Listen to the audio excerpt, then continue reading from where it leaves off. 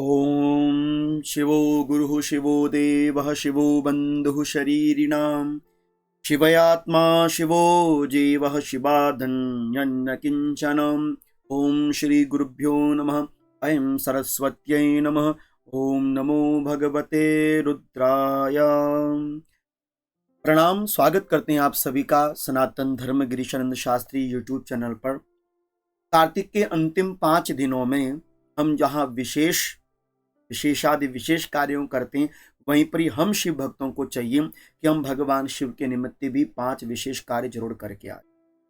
और मैं बताना चाहूंगा कुछ अपनी आत्मा के शब्दों से कि आप कार्तिक के अंतिम 5 दिनों में भगवान शिव के मंदिर में जाकर क्या क्या विशेष कर सकते हैं। वैसे तो मेरे महादेव एक जल के लोटे के ही अधिकारी हैं, उनको एक जल का लोटा मतलब सारे कार्य संपन्न को करने वाले होते हैं, लेकिन फिर भी चलो भक्ति की इच्छाएं रहती है कि कुछ हमारे कार्य सिद्ध हो जाएं।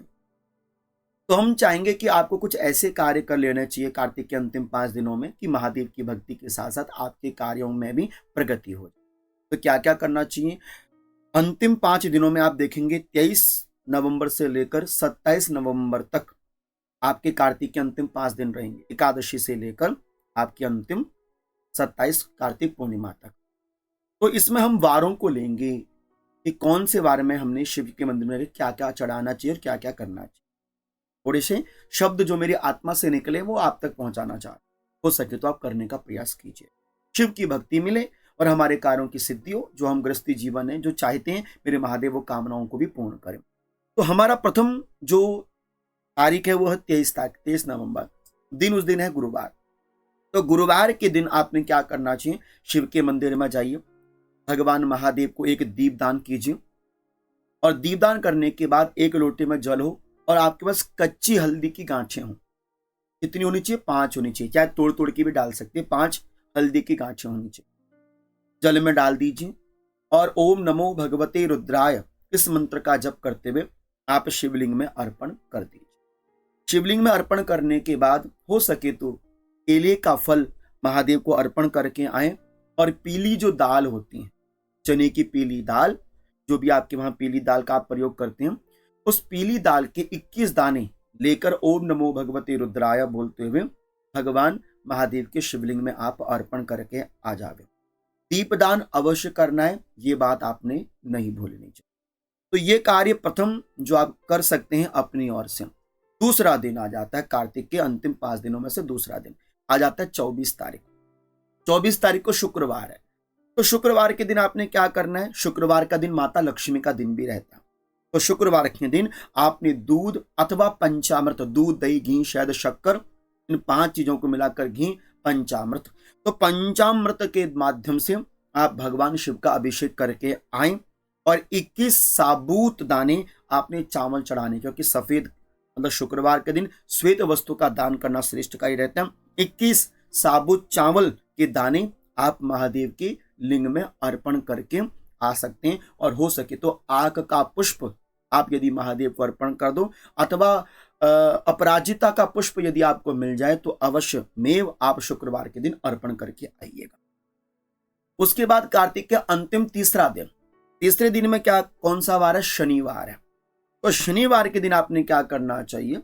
25 तारीख रहेगी, तो 25 तारीख शनिवार है। उस दिन आपने क्या करना चाहिए?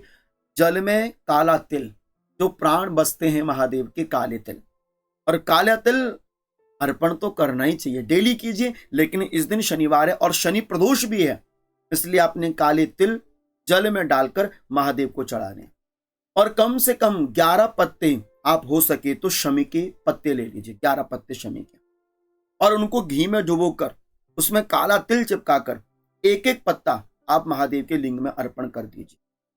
ये विशेष कार्य 21 काले तिल के दाने और 21 लौंग, साबुत फूल वाली लौंग आपने शनिवार के दिन शिवलिंग में अवश्य अर्पण करके आए।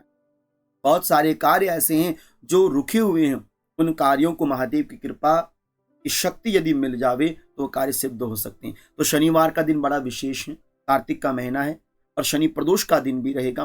प्रदोष का व्रत भी कीजिए और इस दिन हो सके तो बेलपत्र के पत्तों से भगवान शिव का अर्चन करके बेल वृक्ष की जड़ में आप काले तिल और एक तिल का दीप दान जरूर कर देना। शनिवार बड़ा विशेष है, पीपल में भी आप दीप दान करके आ सकते हो। अब उसके बाद आता है रविवार। रविवार भी बड़ा विशेष है, 26 तारीख को रविवार रहेगा। इस दिन आपने क्या करना है, जल में गुड़ डाल देना है और जल में गुड़ डालकर आपने भगवान शिव के लिंग में अर्पण करके आना चाहिए। उसके बाद कम से कम 5 आंकड़े के पत्ते, आंक के पत्ते लेने और अच्छी तरह से धोकर उन आंक के पत्ते में ओम नमः शिवाय लिखकर भगवान शिव के शिवलिंग में जाकर अर्पण कर देने और बड़ी प्रेम के साथ शिव के निकट बैठकर आपने ओम नमो भगवते रुद्राय इस मंत्र का जप करना चाहिए। और इस दिन हो सके तो आप कोई मीठी वस्तु पंडित जी को दान करके आ सकते हैं, रविवार 26 तारीख। उसके उपरांत आ जाता है 27 तारीख, जो विशेष है हम सब के लिए, क्योंकि कार्तिक की समाप्ति हो जाएगी 27 नवंबर, पूर्णिमा का दिन भी है। तो इस दिन आप कार्तिक पूर्णिमा का व्रत तो ले सकते हैं और कार्तिक पूर्णिमा व्रत करने वाली माताओं को चाहिए कि वो शिवालय में जाकर जरूर दीपदान करें और जलदान करें। इस दिन आपने क्या क्या करना है, पहला काम तो ये करना है कि आपने महादेव पर 1 लोटा जल तो अर्पण करना ही करना है। कोई फलदार रस हो, कोई जैसे संतरे का रस निकल जाए अथवा कोई आपके पास फलदार कोई भी फल हो, उसका रस निचोड़कर, शुद्ध अपने घर में ही रस निचोड़कर, अगर कम से कम निकल जाए तो ठीक है, उसको जल में मिलाकर आप महादेव के शिवलिंग में जाकर अर्पण कराओ। उसके बाद एक चंदन की लकड़ी जिसमें सफेद चंदन निकलता हो, सफेद चंदन की लकड़ी आप इस दिन सोमवार के दिन, कार्तिक पूर्णिमा है, इस दिन एक सफेद चंदन की लकड़ी आप शिवालय में दान करके आना। और फिर क्या करना, जो तुलसी की सूखी मंजरी होती है, सूखी काष्ठ होती है, छोटी सी लकड़ी लेना, उसमें हल्की सी रुई अथवा मौली, उसको अच्छी तरह से तेल में भिगोकर उसमें कपूर लगाकर एक मिट्टी का दिया लेना और उसमें मिट्टी में तिल के तेल का दिया लगाकर उसमें आपने उस लकड़ी को प्रज्वलित कर देना।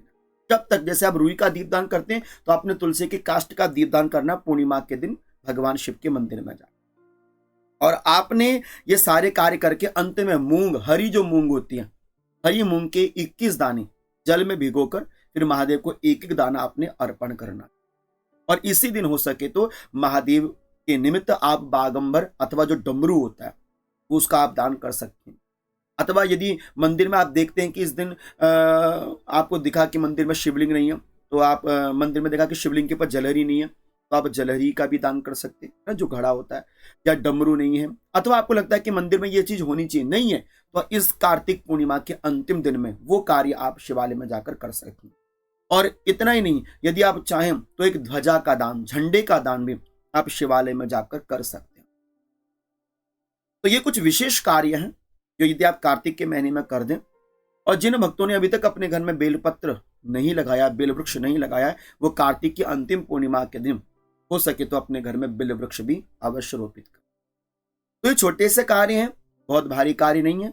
कार्तिक का महीना वैसे तो भगवान विष्णु को समर्पित होता है, लेकिन हम शैव भक्तों को भी चाहिए, शिव भक्तों को भी चाहिए, इस दिन हम भी अपने महादेव के लिए कुछ विशेष करके आ जाएंगे। तो 23 नवंबर से लेकर 27 नवंबर मध्य पर्यंत जो जो विशेष कार्य हम शिवलिंग में जाकर कर सकते हैं, करके आ सकते हैं, अपने बच्चों और परिवार वालों के संग जाइए, पतिदेव के संग जाइए। मेरी माताएं जिनका विवाह हो चुका है, मांग भरकर ही जाना, और जोड़ी में जा सकते हो अच्छी बात है, बच्चों को साथ लेकर जाना। और इस तरह से आपने ये सारे कार्य जो मैंने आपको बताए, इन्हें कोई कागज में नोट डाउन कर लीजिएगा और प्रत्येक दिन का कार्य आप अपनी ओर से, और इससे अधिक कुछ विशेष आपको अच्छा समझ में आता है, अच्छा लगता है, वो करो। नहीं तो एक सबसे छोटा काम, सारी चीजों को एक चीज, शिवालय में अच्छा ना शिवलिंग को धो लेना अच्छी तरह से, और जो भी निर्माल्य है उनका विसर्जन करवा। मतलब 5 दिन की सेवा आप महादेव के मंदिर में लगा कर आना। वहां पर हो सके तो झाड़ू दान करके आ जाना, शनिवार के दिन झाड़ू दान कराना, अथवा हो सके तो 5 दिनों तक शिवालय में जाकर झाड़ू जरूर लगवा के आ जाना, ठीक है ना। कुछ भी अपनी तरफ से सेवा का कार्य हो, कोई भी पुरुषार्थ कार्य आप करना चाहते हो, तो कार्तिक के अंतिम 5 दिनों में आप शिवालय में जाकर जरूर करा। तो ये छोटी सी एक आशा की किरण है जो हमने जगाई है आप लोगों के मन में। लगे अच्छी तो ये कार्य जरूर करके आना, नहीं तो घर में बैठे बैठे ओम नमो भगवते रुद्राय इस मंत्र का जाप कर लेना। किसी दीन असहाय व्यक्ति को थोड़ा अन्न का दान करके आ जाना, बस इतना ही कार्य भी आप कर लेंगे तो भी मेरी महादेव की कृपा बनी रहे आपके ऊपर। तो ये वीडियो कैसी लगी जरूर हो तो बताइएगा, शेयर अच्छी हो सके तो जरूर कर दीजिएगा, और चैनल को सब्सक्राइब नहीं किया तो जरूर कर लीजिए। तब तक आप सभी को प्रणाम। वंदन। ओम नमो भगवते रुद्राय। ओम नमो भगवते रुद्राय।